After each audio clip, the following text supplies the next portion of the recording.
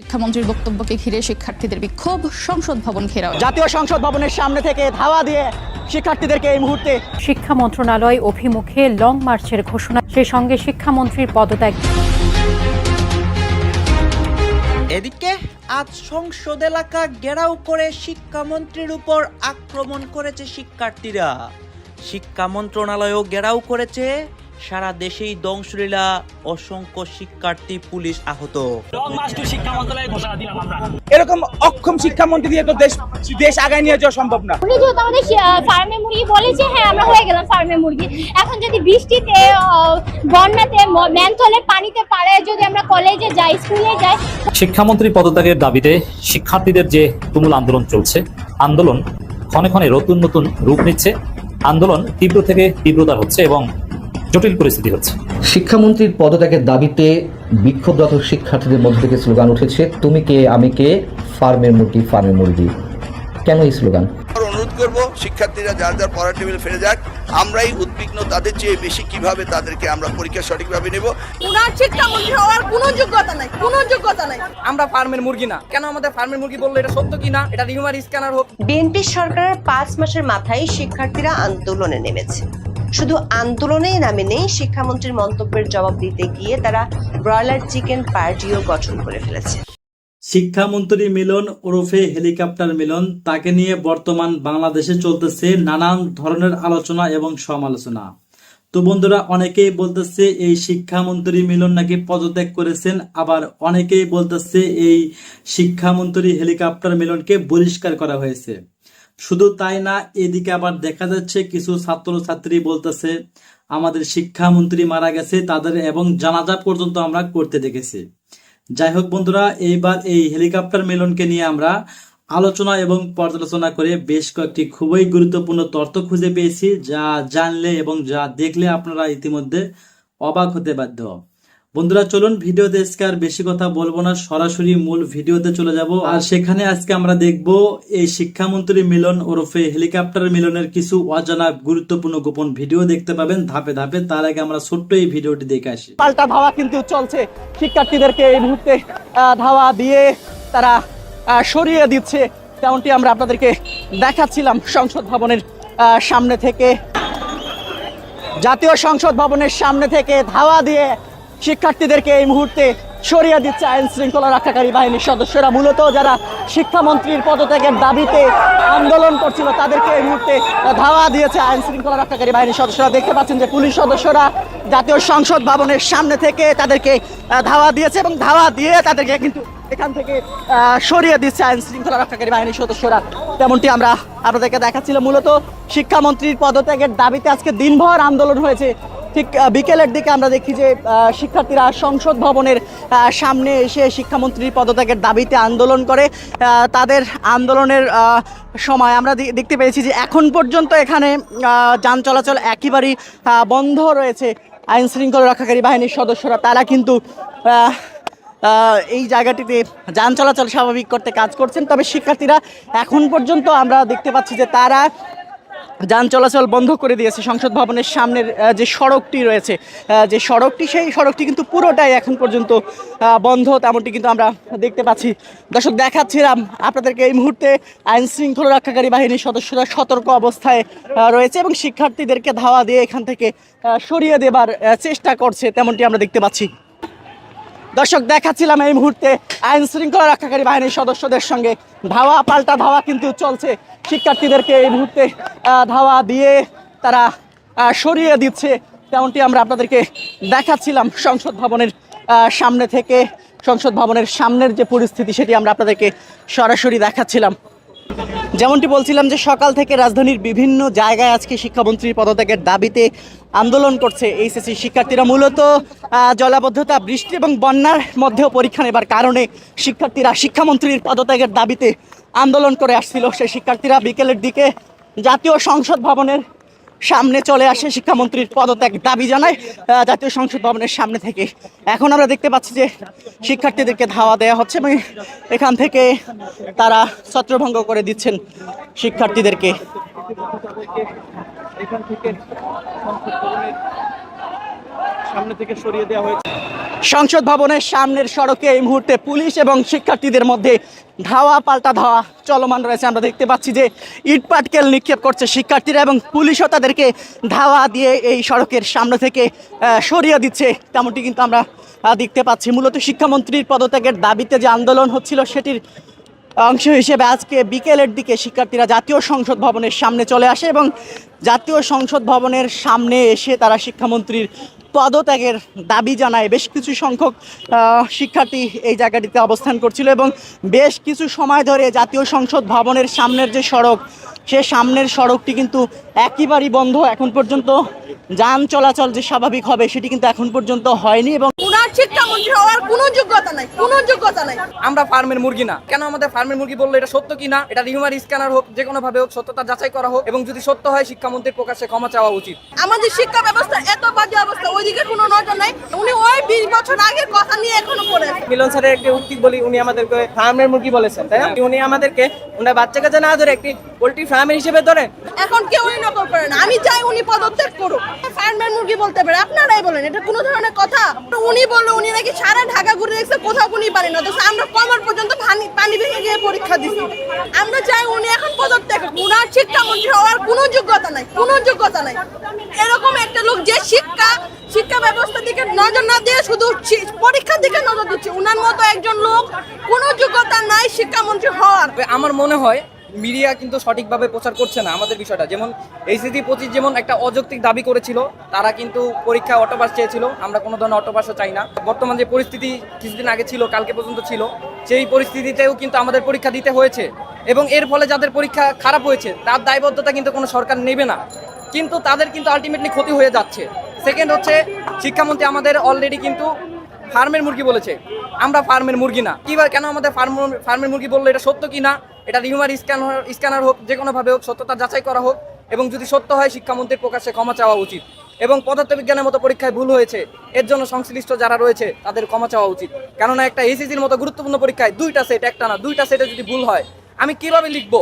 2টা সেটে ভুল হইলে আমি তো হেজিটেশনে পড়ে যাব। তারা ভুল করছে, তাদের ক্ষমা চাওয়া উচিত। তারা ইগো নিয়ে বসে থাকলে হবে না। তারপর শুধু ঢাকা বাদ দিই, আমাদের দেশে সবচেয়ে শুধু চট্টগ্রাম স্পেসিফিক করে অফ করা হয়েছে। যেমন আমি যদি কুমিল্লা ধরি, কুমিল্লা কিন্তু অফ করে দেওয়া হয় না। মানুষ নৌকা দিয়ে পরীক্ষা দিতে যাইতেছে, বোটে বসে পরীক্ষা দিতে যাইতেছে। মিলন স্যারের একটি উক্তি বলি, উনি আমাদেরকে ফার্মের মুরগি বলেছেন, তাই না? আশা করি ওনারা তো মানে ছেলে মেয়ে আছে, আমাদের ভাই বোন সময় আছে, বৃষ্টিতে পানিতে ভিজলে সাধারণত ঠান্ডা লাগা এটা স্বাভাবিক, জ্বর ওঠা স্বাভাবিক। যদি উনি আমাদেরকে ওনার বাচ্চাকে যে না ধরে একটি পোল্ট্রি ফার্মের হিসেবে ধরেন, একটা স্টুডেন্ট কালকে এই যে এতটুকু কমন পরিমাণ পানি ভিজে গিয়ে হয় অসুস্থ হতেই পারে, ওর বই খাতা ভিজে যেতে পারে। ইভেন অনেকের আমাদের গুরুত্বপূর্ণ একটা অ্যাডমিট কার্ড অনেকে ভিজে ছিঁড়ে গেছে। আমাদের শিক্ষা ব্যবস্থা এত বাজে অবস্থা, ওইদিকে কোনো নজর নাই, অথচ উনি শুধু নকল নিয়ে পড়ে আছে। এখন কেউ নকল করে না, উনি ওই 20 বছর আগের কথা নিয়ে এখনো পড়ে আছে। বন্যায় ভাসছে দেশ, কোমর সমান নোংরা পানি আর ভিজে একাকার এইচএসসি পরীক্ষার্থীরা। একদিকে পরীক্ষার হলে ঢোকার জন্য আবেদন, অন্যদিকে এসি রুমে বসে শিক্ষামন্ত্রী এহসানুল হক মিলনের জেদ আর অহংকার। কিন্তু এই তামাশার চরম মূল্য যে তাকে এভাবে দিতে হবে তা তিনি স্বপ্নেও ভাবতে পারেননি। শোনা গেছে শিক্ষার্থীদের চোখের জল আর ক্ষোভের আগুনে এখন ভাসছেন তারেক রহমান। শিক্ষার্থী এহসানুল হক মিলনের ইগো আর দম্ভ একেবারে চূর্ণ করে দিয়ে বার্তা দিয়েছেন তিনি। লাখো শিক্ষার্থীর অভিশাপে এবং তারেক রহমানের করা হস্তক্ষেপে কি তবে চিরতরে গদি হারাচ্ছেন অহংকারী শিক্ষামন্ত্রী? ঘটনার সূত্রপাত ঘটে 13 জুলাই তারিখে। 2026 সালের এই জুলাই মাস বাংলাদেশের শিক্ষার ইতিহাসে এক বিশাল অন্ধকার বা নির্মম কালো অধ্যায় নিয়ে এসেছে। গোটা দেশ যখন টানা প্রলয়ঙ্কারী বৃষ্টি আর বন্যায় ভেসে যাচ্ছে, তখন ঘরবাড়ি ডুবে যাওয়ার মতো অবস্থা, তখন মানুষ খাটের উপর মাচা বানিয়ে রাত কাটাত। এই দুর্যোগের ভেতরেও জোরপূর্বক এইচএসসি পরীক্ষা চালিয়ে দেওয়ার কারণে জিদ চেপে বসেছে শিক্ষামন্ত্রীর মাথায়। শিক্ষার্থীরা, অভিভাবকরা এবং দেশের সাধারণ জনতা এই ভয়ঙ্কর ঘটনাকে অমানবিক তামাশা হিসেবেই দেখছেন।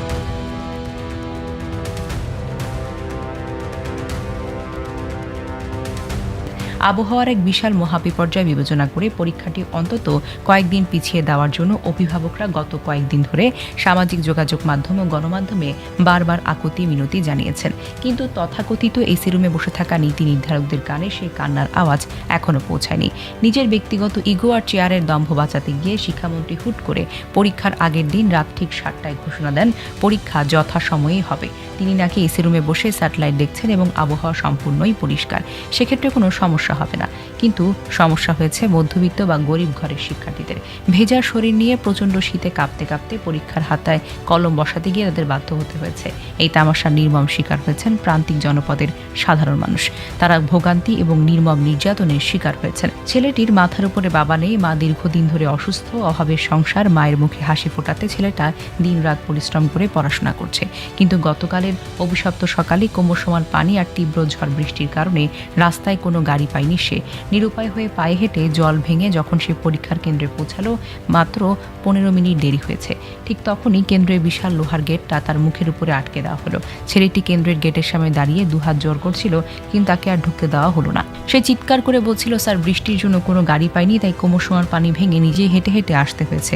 মা হচ্ছেন ভীষণ অসুস্থ, আমাকে ঢুকতে দিন। কিন্তু নিয়মের দোহাই দিয়ে তাকে ঢুকতে দেওয়া হলো না। এক মুহূর্তেই বাতিল হয়ে গেল তার পুরো একটি বছর। ভেঙে চুরমার হয়ে গেল হাজার বছরের লালিত স্বপ্ন। নাটোরের সেই ছেলের বুকফাটা কান্নার রেশ কাটতে না কাটতেই চট্টগ্রামের বন্যা দুর্গত আরেক এলাকায় মেয়ের ঘরবাড়ি হারানোর করুণ দৃশ্য আমরা দেখতে পাই। সাঙ্গু আর মাতামুহুরির বানের জলে তাদের শেষ সম্বলটুকু ভেসে যায়। গোয়ালের গরু ছাগল সবকিছুই পানির তোরে হারিয়ে গিয়েছিল। ঘরে নেই বিদ্যুৎ, ঘরে নেই বিশুদ্ধ পানিটুকু খাওয়ার জন্য।